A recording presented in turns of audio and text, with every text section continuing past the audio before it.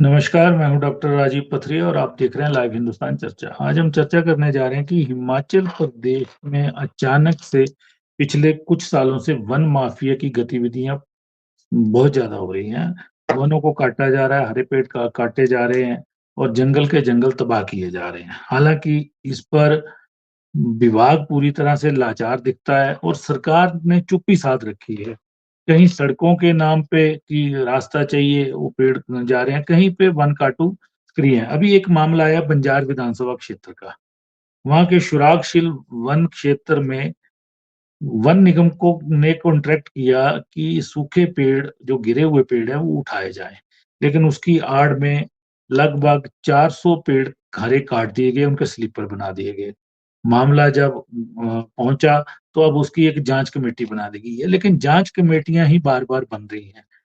High court ने इसमें सख्त कई निर्णय दिए हैं। इस मामले में जो अवैध कटान हो रहा है, उनका कहना है कि एक पेड़ की जो 100 साल तक जो ऑक्सीजन देता है उसका कोई मोल नहीं है। हाई कोर्ट ने कोटी शिमला के कोटी मामले में भी जो एक रैशर मालिक ने 416 पेड़ कटवा दिए थे, 16 वन अधिकारियों को कंजर्वेटर तक गार्ड से लेके उनपे 32-34 लाख के करीब जुर्माना भी किया था उस समय में। और अब डिपार्टमेंटल इंक्वायरी में उनका क्या हुआ, क्या उनको सजा दी गई, उसकी रिपोर्ट भी हाई कोर्ट ने मांगी है। तो हाई कोर्ट ने सिराज विधानसभा क्षेत्र में, चहल चौक विधानसभा क्षेत्र में जो वन कटान हुए हैं उसको लेके भी सख्त टिप्पणियां की हैं, लेकिन हाई कोर्ट का ये कहना है कि सिर्फ जुर्माना मात्र लगा देने से इस समस्या का हल नहीं होगा। और वन माफिया के कारण हिमाचल दिल्ली तक भी बदनाम हुआ था। 70 के दशक में यहाँ पे वन माफिया सक्रिय था, 80 में दिल्ली तक गूंज पहुंची और यहाँ का के सत्ता के मुखिया को भी बदलना पड़ा था उस दौर में। अब कहीं फिर से हिमाचल प्रदेश उस तरफ तो नहीं जा रहा, क्योंकि भाजपा का सीधा आरोप है कि राजनीतिक संरक्षण और वन विभाग के अफसरों की मिलीभगत के कारण इस तरह के कार्यों को अंजाम दिया जा रहा है। तो आज हम इसी विषय पे चर्चा करने जा रहे हैं। हमारे साथ चर्चा में भाग ले रहे हैं संदीप सांख्यान जी हैं, कांग्रेस पार्टी के प्रदेश के वरिष्ठ प्रवक्ता हैं। डॉक्टर अर्चना ठाकुर जी हैं, भाजपा के वरिष्ठ नेता हैं। प्रवीण शर्मा जी राजनीतिक विश्लेषक हैं, हमारे साथ आज जुड़े हैं। प्रवीण जी, हिमाचल बदनाम हुआ था, आपको याद होगा 70 के दशक में 80-81 तक लगातार उस समय पुलिस की स्कॉट में यहाँ से उत्तराखंड को हरियाणा को लकड़ी अवैध लकड़ी जाती थी। और उसके बाद आपको पता यहाँ पे परिवर्तन भी हुआ राजनीतिक, उनका चलो ज्यादा जिक्र करने का समय नहीं है। लेकिन अब फिर से वन माफिया फिर से सक्रिय हुआ है और जंगल के जंगल काटे जा रहे हैं आए दिन। पकड़ तो कम हो रही है, मामले कम नजर में आते हैं और वो पकड़े जाते हैं, अधिकतर मामले छूट जाते हैं। तो इसकी क्या वजह है कि क्यों, क्या विभाग अपना काम ठीक नहीं कर रहा है या राजनीतिक दखल इसमें ज्यादा हो रहा है? जी प्रवीण जी। डॉक्टर साहब, बहुत संवेदनशील मुद्दा है और इस मुद्दे को हम लोग चार भागों में बांट सकते हैं। जी। सबसे पहले हिमाचल प्रदेश में वनों की स्थिति और वनों को संभालने वाले डिपार्टमेंट यानी वन विभाग की स्थिति। और तीसरा, क्या हिमाचल प्रदेश में वन संपदा की तस्करी हो रही है। और चौथा जो है, हिमाचल प्रदेश के दोनों राजनीतिक दलों का वनों को लेकर रवैया यानी वनों को लेकर उनकी सोच। तो सबसे पहले बात करते हैं हिमाचल प्रदेश के वनों की। हिमाचल प्रदेश का जो कुल क्षेत्रफल है 55,673 वर्ग किलोमीटर, उसमें से 37,948 स्क्वायर किलोमीटर यानी 68.16% सिर्फ एक विभाग के पास है, वो है वन विभाग।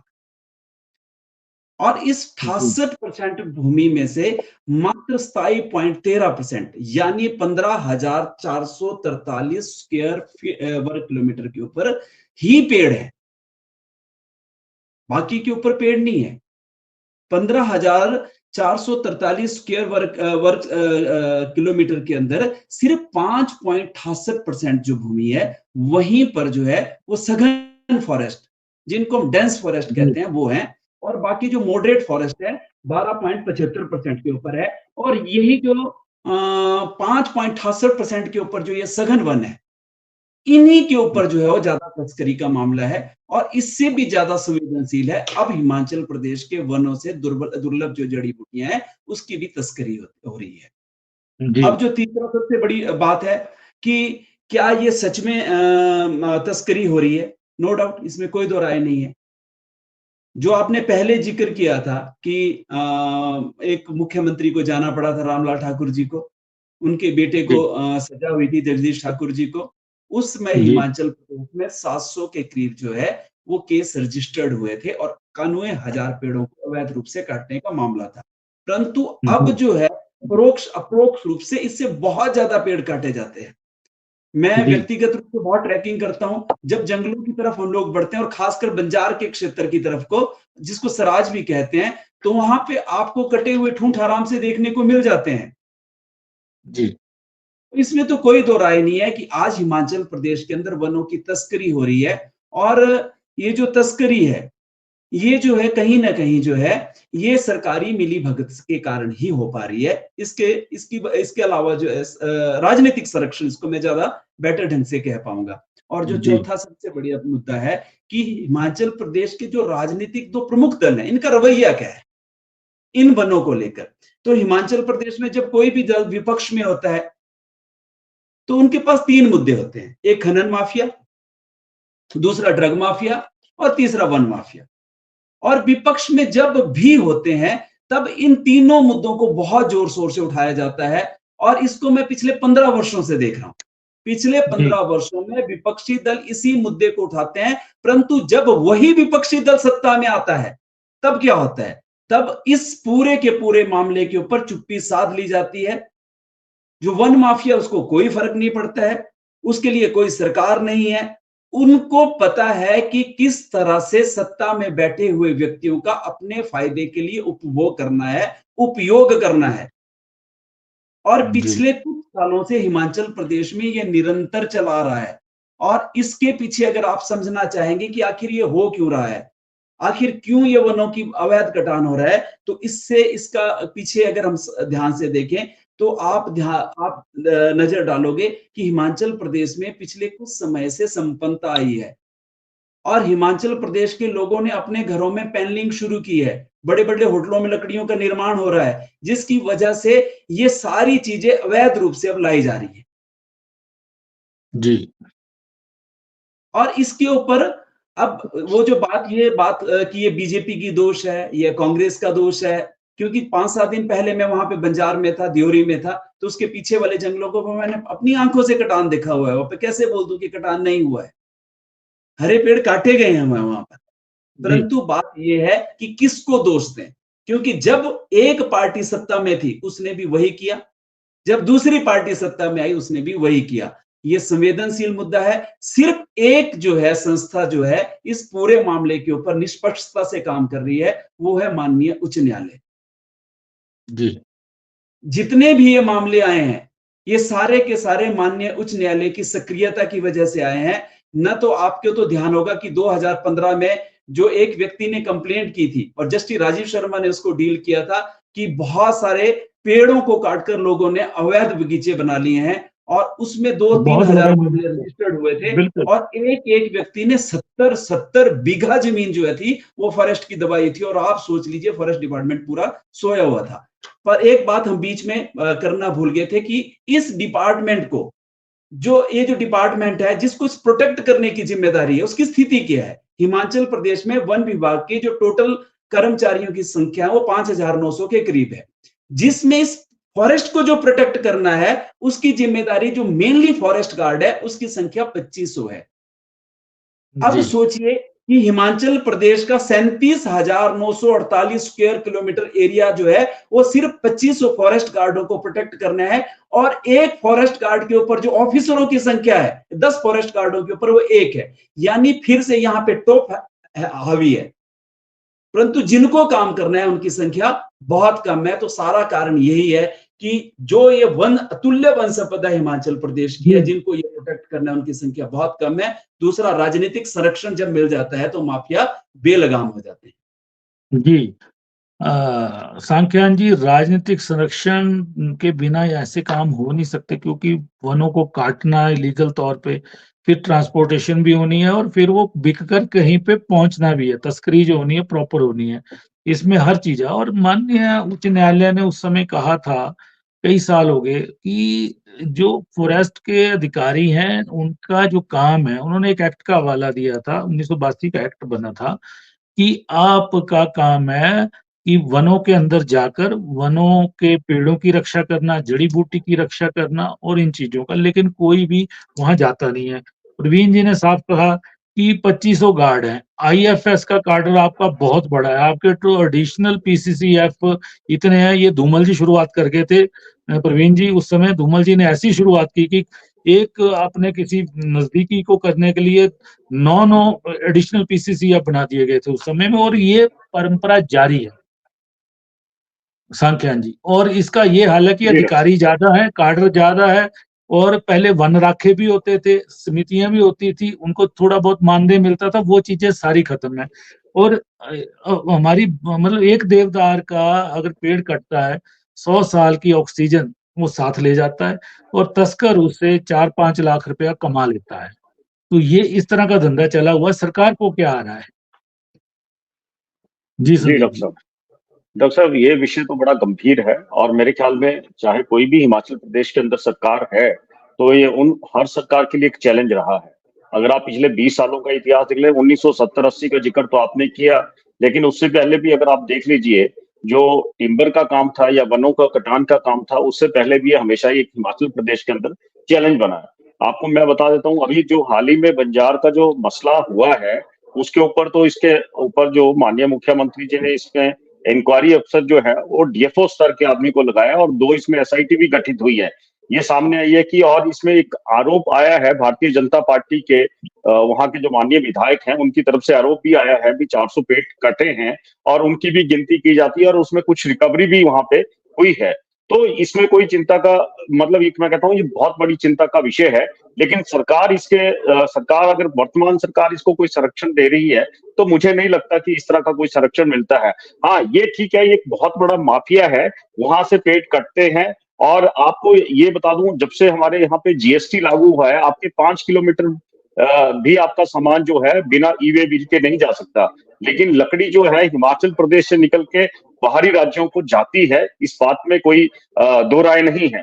लेकिन इस चीज को, हाँ, इस चीज के लिए एक चीज और मैं कहना चाहता हूँ कि इन्होंने जो फॉरेस्ट डिपार्टमेंट है उसके स्ट्रक्चर की बात की है।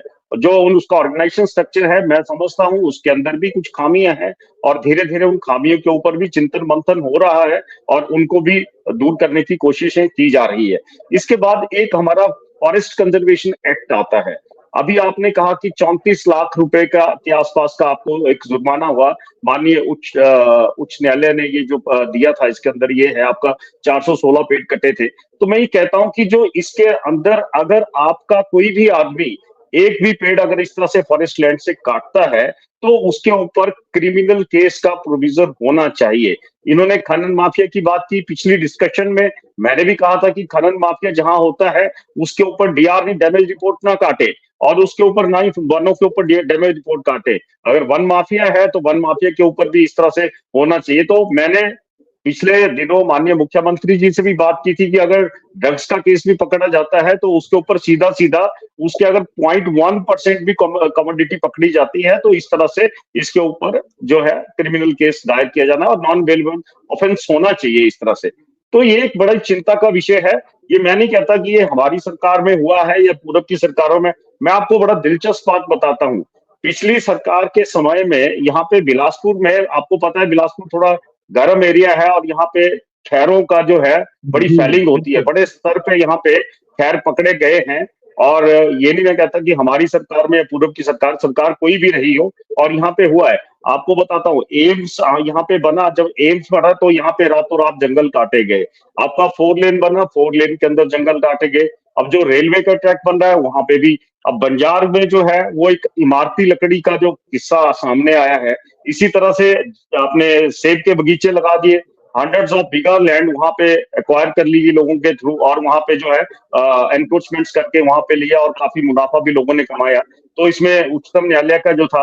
और इसके अलावा मैं एक चीज ये समझता हूँ कि जो हमारे जितना भी हमारा जो 69% के आसपास हमारा फॉरेस्ट लैंड है, तो मैं कहता हूं कि वहां पे हमारी जो वन अधिकार समितियां हैं उनको उसकी जिम्मेदारी दे, सो दैट कि वहां पे अगर वन अधिकार समितियां एक्टिवली काम करेंगी तो मेरे ख्याल में इस तरह की फेलिंग जो है, इलीगल फेलिंग वहां पे काफी रुक सकती है। इससे पूर्व में कुटलैट के अंदर एक ऐसा ऐसा मसला आया था और वहां पे भी ये चीजें हुई बहुत थी। मसले हैं, बहुत बहुत मसले मसले हैं, हैं इस तरह के, तो बहुत ज्यादा है। लेकिन इसको लेकिन कानूनी तौर पे मैं ये नहीं, चाहता लेकिन हूं कि इसमें इसके इसमें अंदर एरर क्या है, इसमें संदीप जी एरर ये है कि पूरे प्रदेश में पिछली बरसात में जो पेड़ गिरे हैं और ये हर 2-3 साल में पेड़ उठाने के लिए कॉन्ट्रैक्ट दिए जाते हैं ठेकेदारों को कि आप उठाइए इसको, चीरिए लकड़ी को और वन निगम के डिपो में पहुंचाइए, उसकी कॉस्ट भी दी जाती है।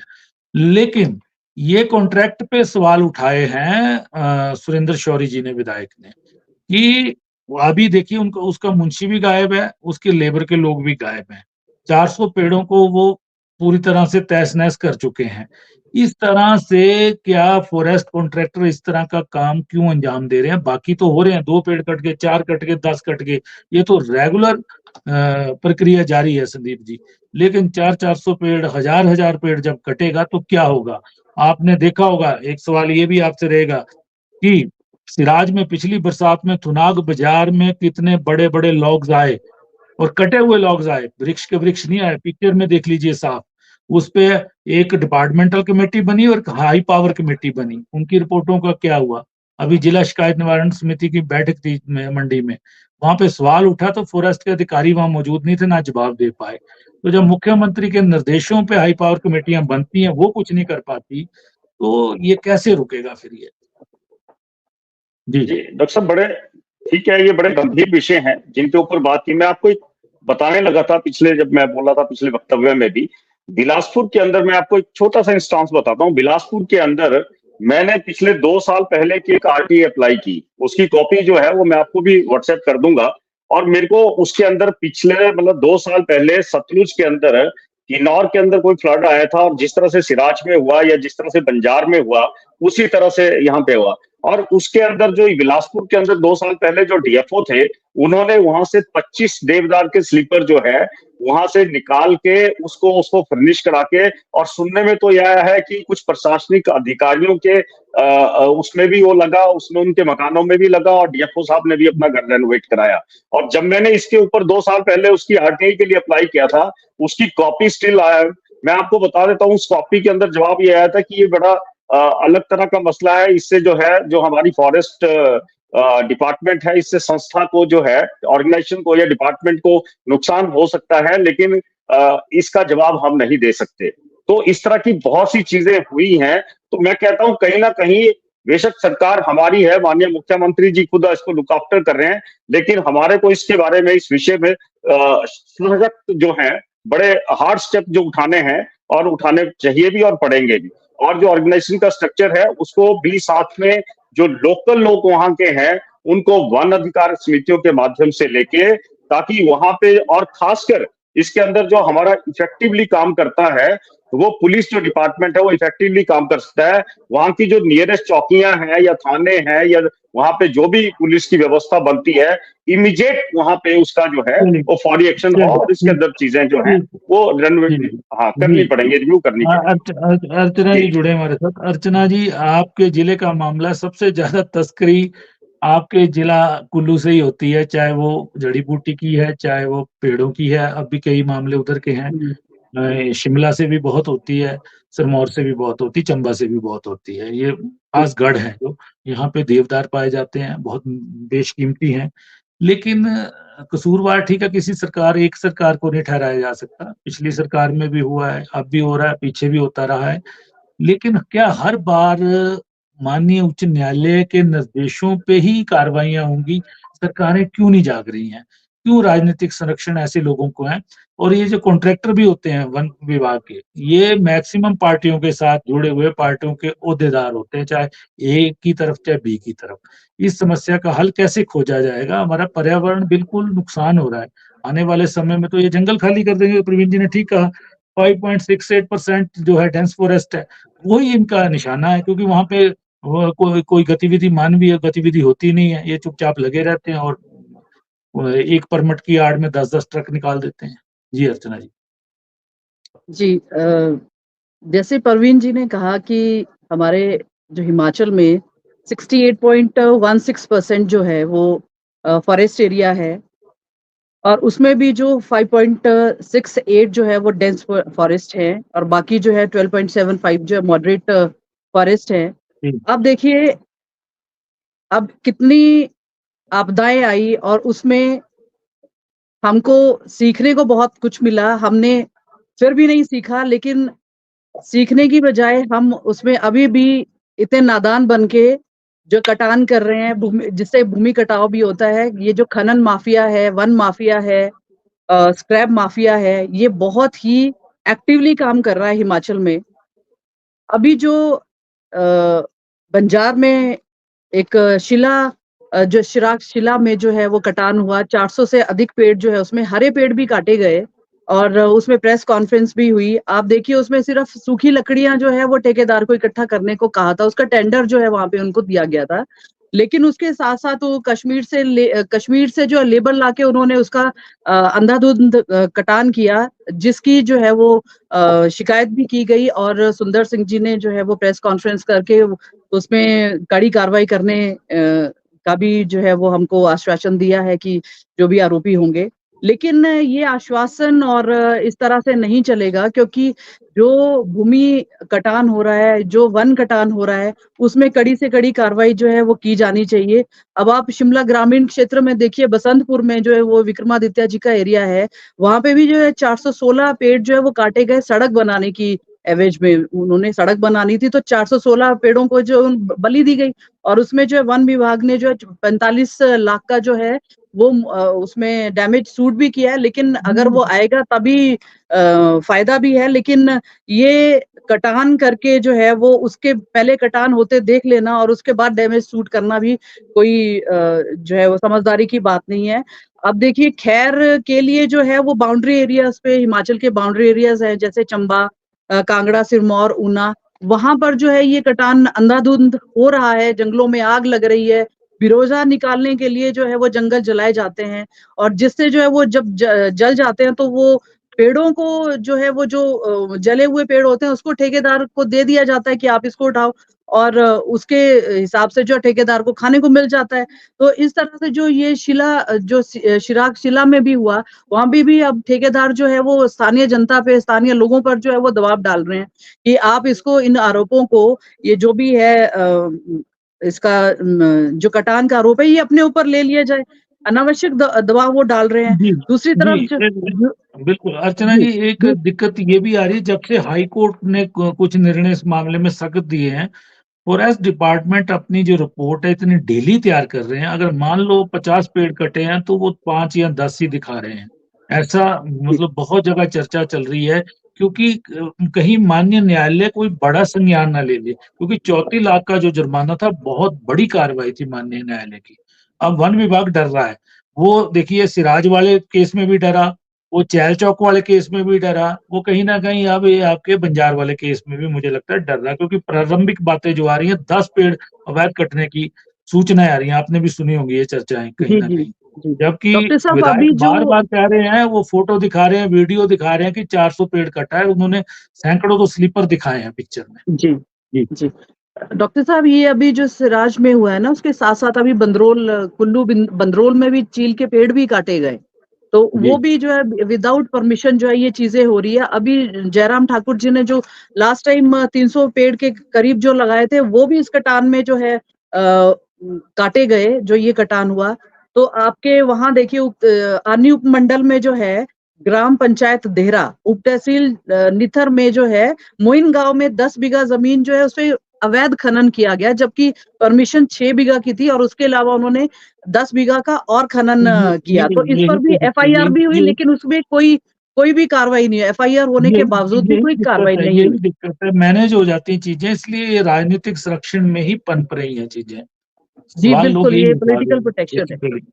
जी प्रवीण जी, एक फॉरेस्ट पुलिस की बात होती है, जैसे साउथ में देखिए आप, चाहे केरला है चाहे कर्नाटका है, वहाँ के फॉरेस्ट डिपार्टमेंट को प्रॉपर पुलिस की शक्तियां दी गई हैं, प्रॉपर उनको वेपन दिए गए हैं, गाड़ियां दी गई हैं। यहाँ पे गाड़ियां आपको पता ही है डीएफओ को दी जाती हैं, और उनको फॉरेस्ट के जो वित्त पोषित केंद्र से या और एजेंसियों से प्रोजेक्ट होते हैं, वो उन्हीं में इन्वॉल्व रहते हैं, और ऑफिस से बाहर मुझे नहीं लगता कि किसी डीएफओ ने अपनी मंडल को, फॉरेस्ट को या रेंज को भी देखा होगा कि कहाँ-कहाँ तक उसकी हद है। ये हालात हैं। स्टाफ की ठीक है, गार्ड भी अब वही है, गार्ड भी कभी नहीं जाता। ठीक है, जब वो फॉरेस्ट फायर होता है तब गार्ड कहीं-कहीं दिखते हैं, क्योंकि तब मौके पे जाना पड़ता है। तो वेपन खरीदने की बात की थी पिछली सरकार ने कि चलो इनको वेपन दे देते हैं, और वेपन भी कहा कि खुद वो अपने मूल्य से खरीदें, हम लाइसेंस देंगे। तो ऐसे हमारा जो वन बल है कैसे कार्रवाई कर पाएगा? जी। इस डिबेट में आने से पहले मैं 2017 की एक रिपोर्ट देख रहा था। जी। जब इस तरह का एक बहुत बड़ा मामला हुआ था, उसके बाद जो पूरे प्रदेश में बहुत हल्ला मचा था। तो उस समय ये बातें हुई थी कि हम लोग पिस्टल देंगे, रिवॉल्वर देंगे, परंतु नहीं, बाद में वो वो सारा मामला भी चक्कर में करसोग का है, आपको पता है, वो बिल्कुल, बेचारा फॉरेस्ट गार्ड जिसको खुद ही मार दिया गया, वो लीगल कटान के खिलाफ ही वो लड़ाई लड़ रहा था। उसने अपने प्राणों की आहुति दे दी। उसके भारतीय बाद ये जनता चीजें पार्टी चली पिछली सरकार में। जी। भारतीय जनता पार्टी ने इस मामले को बहुत ज़ोर-शोर से उठाया, बाद में जो हुआ वही ढाक के 3 पात थे। बाद में जब स मैंने पहले भी कहा था कि जब हम लोग सत्ता में आ जाते हैं, तो उसके पश्चात वही वन माफियाओं के हाथों में खेलना शुरू कर देते हैं सत्ता में बैठे हुए लोग। अब बात आती है इस पूरे फॉरेस्ट डिपार्टमेंट के, जब हम स्ट्रक्चर को देखते हैं, तो काम करने वाले लोग मात्र 3000 हैं। और जो उनके ऊपर ऐश करने वाले लोग हैं, वो 2 ढाई हज़ार और हैं। जब आपका स्ट्रक्चर इतना खराब होगा, तो आप कैसे उम्मीद करेंगे कि उस स्ट्रक्चर से हम इस प्रदेश के 68% भूमि को प्रोटेक्ट करेंगे? जी। मैं पीडब्ल्यूडी के कर्मचारियों की संख्या देख रहा था, वो 20,000 के करीब है, 19,000 जल शक्ति विभाग में, एजुकेशन में तो 1.5 लाख से ऊपर है। परंतु जिसके चलते हिमाचल प्रदेश को जाना जाता है, वो है वन। और वनों को प्रोटेक्ट करने के लिए मात्र 3,000 लोग, और 3,000 लोगों के पास भी साजो सामान है नहीं। तो ऐसे कंडीशन के ऊपर जब हम पूरे डिपार्टमेंट की ओवरहॉलिंग नहीं करेंगे, पूरे डिपार्टमेंट के स्ट्रक्चर को चेंज नहीं करेंगे, मुझे नहीं लगता कि हम लोगों वनों को प्रोटेक्ट कर पाएंगे। दूसरा, अब से पहले जो हिमाचल प्रदेश में ऑफिसर्स थे, वो हिमाचल प्रदेश से प्यार करते थे।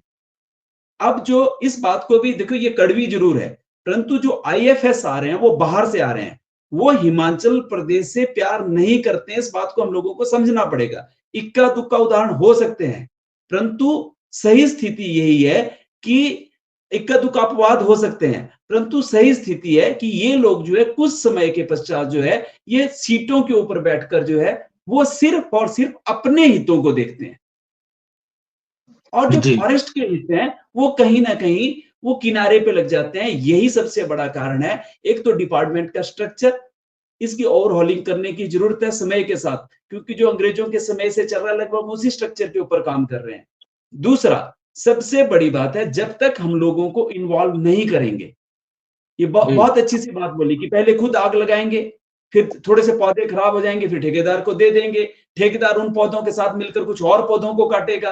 तो ये जो एक चेन बन गई हुई है, इस पूरे इसको विशिष्ट चक्कर को तोड़ने की जरूरत है।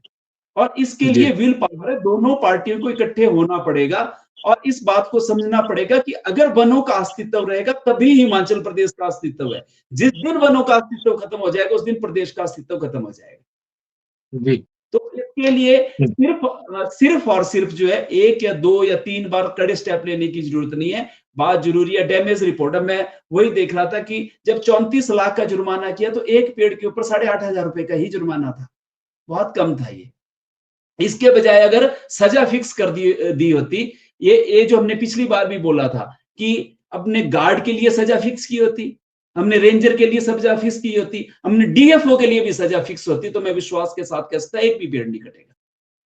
हम बिल्कुल। इन लोगों को लायबल ही नहीं ठहराते हैं, इनके ऊपर कोई उंगली नहीं उठती है। जिस दिन इनकी ड्यूटियां तय हो जाएगी, स्ट्रिक्ट लायबिलिटी इनके ऊपर भी होगी, और साथ में स्थानीय पंचायतों और लोगों के ऊपर होगी। मैं विश्वास दिलाता हूं एक भी पेड़ नहीं कटेगा। परंतु सबसे बड़ी बात है कि बिल्ली के गले में घंटी बांध दे, शेर के गले में घंटी बांध देगा। यही सबसे बड़ी जी, सांख्यान जी। तो आई डू एग्री। मैं तो ये कहता हूं कि इसके लिए जहां तक हमारा सवाल है, कोई भी राजनीतिक दल है, सामाजिक संस्था है, या कोई और विश्लेषक हैं, तो मैं ये कहता हूँ इसमें लिए एक मैसिव जो है एक अवेयरनेस कैंपेन हो, जिससे हमारे फॉरेस्ट आग से भी बचे और ये जो इलीगल फेलिंग होती है इससे भी बचाया जा सके। और इसके लिए बड़ी जरूरत है कि जो हमारा फॉरेस्ट कंजर्वेशन एक्ट है उसके अंदर कड़ी सजा का प्रावधान होना चाहिए। लेकिन अभी जो बंजार वाला मसला है उसके ऊपर जो ठीक है उन्होंने कहा और उन्होंने आश्वासन भी दिया, शौरी जी ने प्रेस कॉन्फ्रेंस की, अर्चना जी कह रही है कि सुंदर जी ने कहा, मैं ये बता रहा हूँ कि उसके अंदर बेसिकली देखिए वहां नहीं मसला ये है, उन्होंने कहा कार्रवाई हो रही है, मैटर ऑफ इन्वेस्टिगेशन है, मैटर ऑफ इन्वेस्टिगेशन भी हो जाएगा, लेकिन अल्टीमेटली कहां पे फंस जाएगा आके, अल्टीमेटली जो कानूनन जो प्रावधान है उसके अंदर आपका मसला फंस जाता है। जब तक इसके अंदर कानूनी तौर पे फॉरेस्ट कंजर्वेशन एक्ट के अंदर अच्छी अमेंडमेंट नहीं होगी subject to the government of India, तब तक ये चीजें सामने नहीं होगी, अवेयरनेस होगा और लोकल लोगों को जो है उसको इन्वॉल्व करने पड़ेगा। और तीसरा जो फॉरेस्ट डिपार्टमेंट है उसके अंदर अकाउंटेबिलिटी फिक्स होनी चाहिए, वहां के जो ऊपर से लेके नीचे तक जो अकाउंटेबिलिटी है, उत्तरदायित्व है, रिस्पॉन्सिबिलिटी है, तब तक नहीं हो पाएगा।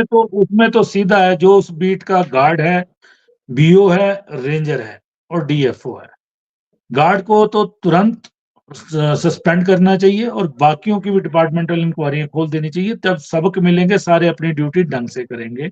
और एक मसला संदीप जी ये रहता है कि जो लोग अपने उगाए हुए पेड़ काटना चाहते हैं, ठीक है, वो परमिशन के लिए जाते हैं, लंबे चक्कर लगवाते हैं ये लोग, तो इसकी ऑनलाइन व्यवस्था क्यों नहीं शुरू करती सरकार? ऑनलाइन व्यवस्था से पीछे क्यों है सरकार इस मामले में? ये पहल तो सरकार कर सकती है, ये चीजें जी। ये कई बार फॉरेस्ट की जो डिपार्टमेंट की मीटिंग्स हैं या कई बार ये मसला डिस्कस भी हुआ है और जो फॉरेस्ट सेक्रेटरी है उस लेवल तक ये डिस्कस हुआ है और इसके अंदर कुछ एक फ्लॉज हैं और ऑनलाइन में भी कई चीजें जो है वो खामियां रह जाती हैं मेरे ख्याल में। हाँ नहीं वो ठीक है, मैं समझता हूँ, ये नहीं है प्रक्रिया जिस किसी एक आम आदमी ने अपनी लैंड के लिए किसी शादी के लिए किसी उत्सव के लिए अपने पेड़ कटवाने होते हैं उसको 4-4 5-5 उनको नहीं हमारे को खुद लगाने पड़ते हैं। अगर हम करें ये एक प्रक्रिया है और उस प्रक्रिया की जो खामी है उस प्रक्रिया में है, इसको मैं मानता हूँ, इसको मैं अस्वीकार नहीं कर रहा हूँ, लेकिन जो चीजें हैं उसके अंदर बहुत से रिफॉर्म होंगे। जब तक किसी भी ऑफिसर की अकाउंटेबिलिटी तय नहीं होगी तब तक ये मसले इस तरह से चलेंगे। लेकिन हाँ, जो वर्तमान सरकार है, वर्तमान के मुख्यमंत्री हैं, वो इसके बारे में जीरो टॉलरेंस की नीति जो है वो अपनाते हैं, मेरा ये मानना है। चलिए देखते हैं इस मामले में क्या करते हैं। सिराज की लकड़ी कहाँ गई, क्या हुआ उसका तो खुद ही आपके कांग्रेस के जिला शिकायत निवारण समिति के लोग सवाल उठा रहे हैं। चलिए चर्चा को विराम देते हैं। तो आज हम चर्चा कर रहे थे कि हिमाचल प्रदेश में वन माफिया पूरी तरह से सक्रिय है पिछले कुछ सालों से और लगातार हरे पेड़ों को काट रहा है। और प्रवीण जी ने ठीक किया कि हमारा लगभग 18.5% क्षेत्रीय वनों से घिरा हुआ है और उसकी रक्षा के लिए लगभग 2500 गार्डों के पास जिम्मा है। एक तो इस विभाग को स्ट्रेंथन करने की जरूरत है, वहीं पे ये विभाग के अधिकारी कर्मचारी अपनी ड्यूटी क्यों नहीं कर रहे हैं? क्योंकि वन विभाग के अधिकारी हैं तो वनों के दौरे करना इनका कार्य होना चाहिए था। पहले फॉरेस्ट के गार्ड के हट भी जंगलों के बीच में होते थे, ठीक है, रेंजर वगैरह साथ लगते कस्बे में होते थे, उपमंडल में होते थे, तहसील में होते थे, ठीक है। लेकिन अब इस तरह की कोई व्यवस्था नहीं, गार्ड को नहीं पता है कि उसका वन कहाँ से शुरू होता है, कहाँ तक उसकी बीट है। यही हाल रेंज का है, यही हाल डिवीजन का है। इनकी ड्यूटी तय करनी पड़ेगी और राजनेता जो इसमें दखल देते हैं, क्योंकि राजनीतिक संरक्षण और विभागीय मिलीभगत से ये सब कुछ हो रहा है। तो देखते हैं मौजूदा मुख्यमंत्री सुखविंदर सिंह सुक्खू जी इस बड़ी समस्या से कैसे निपटते हैं, क्योंकि हमारी वन संपदा खाली होते जा रहे हैं हमारे जंगल। तो आज हमने इसी विषय पे चर्चा की, आप सबने चर्चा में भाग लिया, मैं आप सबका धन्यवाद करता हूँ।